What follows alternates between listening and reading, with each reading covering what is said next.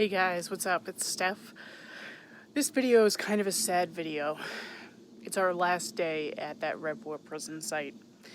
I know some people are probably ready to move on to different sites in my videos, but this was such a good one. It was just an incredible experience to be there and save so much history, and by the end of the hunt, we'd pretty much cleaned the place out. The signals were so few and far between. I mean, we were picking up little pieces of tinfoil at that point, really just scouring the place. So this was kind of our cleanup video. And we had myself, Lucky Lou, Doug Bowden, Dave Wise, and a newcomer, Laura Giuliano, good friend of mine. And we've hunted together on numerous occasions, so we had a great time. And, well, let's just jump into this last video in this series. All right, we're back again. Probably the last go around we're actually going to have at this place. Laura's with us today. What's up? And the guys are out in the back, but I just got my first hit in the front yard, or first decent target anyway. And it's a pewter button.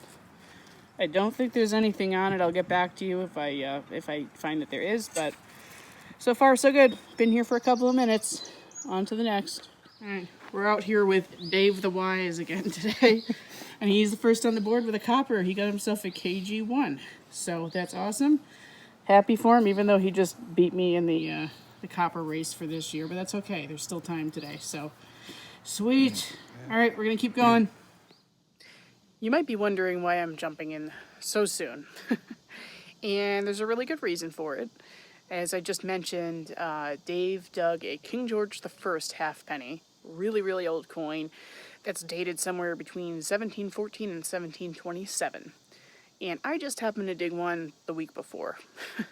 But you didn't see that on film. And there's a good reason for that. I was up in New Hampshire digging with my friend Shannon, and I was really treating it as a mental health day. I had a couple of stressful situations pop up that week, and I really didn't want to film. And boy, was that a mistake, because I had a 3 copper day, which is my record so far. So I just wanted to jump in and show you those finds, because I'm really sad they didn't make them to video. So I'm just going to show you the coppers real quick. Well, as promised, there are the coppers that I dug that day. This is my King George I, and it is such a beauty. It's gem green, except for a little bit of pitting right there. The back is not quite as nice. But I did get a very clear date off of it, if this wants to focus. I guess not. Oh, there we go. It's 1723. So, amazing coin. I'm really happy with the condition of it and that it's bright green. It's awesome. Shortly after that, I dug my nicest draped bust to date. Beautiful 1803. And it's not pitted at all, which is really uncommon. It's just worn from basically being in somebody's pockets forever, or, you know, whatever they used back then. As we know, pockets weren't much of a thing. So just a gorgeous, gorgeous coin. And lastly, I dug my first large cent that was cut in half and intended to use as a half cent. So I still haven't gotten an identification off of this. I could have sworn that I saw some writing that led me to believe it was a Fujio, but that's wishful thinking. So again, just popping in to show you these. Let it be a lesson to you that if you're a content creator, you need to be filming all of your digs, because you might miss an amazing day. Okay, so I'm right beside this little barn area here. There's a house back there.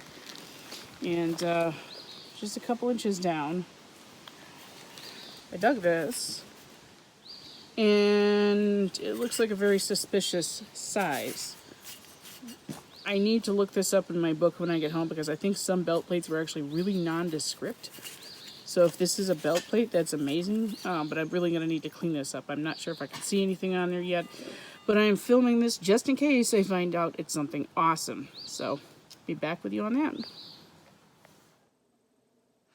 that. Nice try, but no cigar. That is not a belt plate. I couldn't find anything on it that would have indicated that it was a belt plate. I did refer back to my favorite book to check that out. No cigar. Sorry, Charlie. All right, next target I found is, looks like a little, sorry, I'm not in the light, a suspender clasp of some kind. I'm not actually sure if that's what it is. I haven't seen one quite like this before, but it's still pretty ornate. And I'm gonna move now because I hear a tree creaking above me. If you can hear that. It's a little disconcerting, so I'm gonna move now. But yeah, that's nice, so we're gonna keep going. Okay, I'm not too far from my last target, and I just got this. I don't know what it is. Appears to be brass. Long and thin, it has some kind of rivet right there. I'm gonna need to look this up in my book when I get home. I did buy a Rev War reference book recently because we've been hunting this site so much. I wanted to have something on hand at home to look up this stuff, because this seems to be a period based on what went on here. So interesting. We will look that up later. I still have no idea what that piece is, so if you have a clue, can you just leave it in the comments, because I'm clueless on this. I heard that it might be a surveyor's compass piece. Your guess might be as good as mine, so let me know. Okay, so we're checking in with Doug over here. And what do we have today, Doug? Watch fob of some sort. Yeah. Sterling silver pendant. Which I think you should wear. Button. Flat button. I don't know, some kind of clasp. That could be for a corset. Oh yeah, you're right. Possibly. And I think that's a saddle badge, maybe. I think so too. And then don't know, but it had a cool But shape. you got some stuff, and you got another button in the same hole. I just got another one. Oh my god! Did you really? It's got some fancy on it. Nice. Good job. It's hard to see. So you know what actually that is? It's a really old back of a two-piece button, and we've been finding these a lot out here. So the front, this is tomback on the back, and it's actually not fancy. It would have had a pewter front to it. It's missing. Listen, And we've been finding them all over the place. once your eyes are over 45 years old, it's going to look fancy to you too. Let me see. You know what? You can pretend it's fancy. What else did you get? Oh, well, I've already put it away, but I just got a button in the same hole. I told you I was going to film you. I don't know why you put stuff away. Oh, sweet. The lighting here is terrible because it just keeps changing.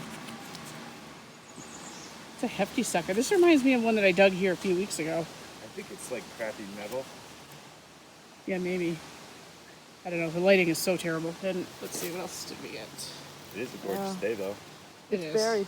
I'll have to show you later at the wrap-up. It's gone. Okay, fine. And we're gonna keep going.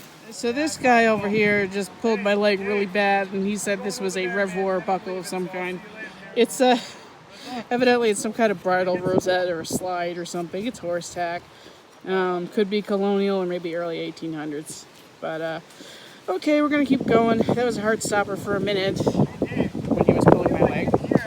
But anyway, all right, I'm gonna keep going now.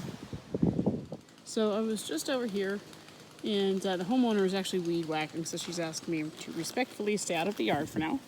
Understandable. But I did pluck out an Indian right just before I was asked to leave the yard for now. And it looks like it's going to be in great shape. I can't get a year off of it just yet. But that's great.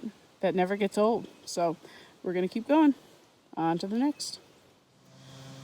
Hey guys, first off, sorry for the noise. Again, the homeowner is weed whacking, and she's got to do what she's got to do. So we're going to live with it.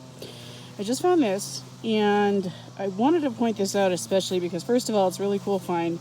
Late 1600s to early 1700s textile button. So it's called a Dorset style button. It would have had wool making a pattern in the middle of this. So this is just the outer ring. Naturally, all the materials rotted away. But very old, very awesome. And yeah, they ring up pretty low. And I feel like I had another point, but I can't remember what the heck it is. So on to the next. We're going to keep going. Bye. Okay, so it's been a while since my last signal. I'm standing up to catch a breeze because it's very hot out here. Not a cloud in the sky. Anyway, about 8 inches down, I found this itty bitty button. Has a little gold gilt on the front. And let's see. Back has no shank left. So this is a button front. I don't know what's on the front, but I'm going to actually give it a quick spray and I will be back if I have any more details on it. Cool. Okay, so I sprayed this off a little bit. And it's tough to say exactly what it is. I'm not sure. I mean, it's definitely a button. I'm not sure what that pattern is. I am thinking civilian, but if I find out something else, I will put it up on the screen. So, cool. Gonna keep going. Okay, so swung away a few more feet, and I got a nice green nickel-sized button. Awesome. I think it's plain, but I will take it full shank and all. Okay, great. Alright, so we moved across the street. There's Dave, Laura, and Lou. Lou just got a Rosa Americana copper. Crazy. And I have what I think is a broken part of a horse rosette, at least the front part. That's what I'm thinking. Could be a drawer pull, I'm not sure. But due to the size, I'm going with rosette. So, cool. I wish it was complete, but that's okay. We're going to keep going. And that leads us to the conclusion of our hunt at that amazing site. So, what I've decided to do this time around, since I didn't film a proper wrap-up while I was on site, is I wanted to show you just a mashup of all of my finds from this site.